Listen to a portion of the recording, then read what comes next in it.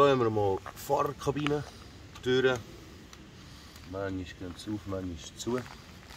Nachher haben wir auf der Seite Motorenöffnungen. Wow, da kann man den 12-Zylinder schauen, wie er dreht. Unter anderem ist so dann auch so ein roter Hebel. Und mit dem kann man das App verbinden, wo man mit dem nachher einfach fahren kann. Und jetzt sieht man schön, wie der Motor tut.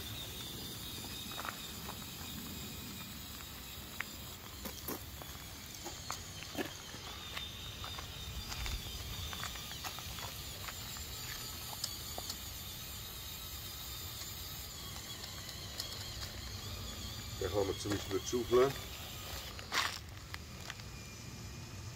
runterlassen. Ja, das geht alles mega lang, ich muss mit so einem Gerät arbeiten. Hier hat es auch noch eine Funktion. Und zwar kann man sie hier noch kippen.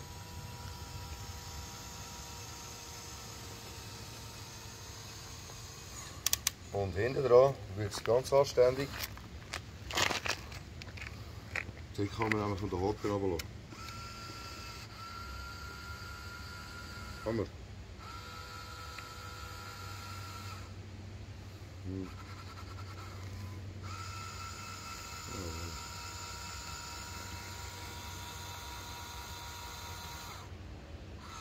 Und da gibt es noch ein Special Feature.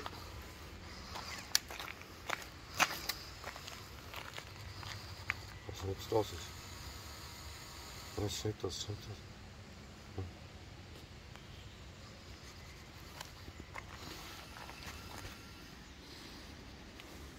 Das App ist super mühsam. Eigentlich könnte man hier die Leiter runterlassen.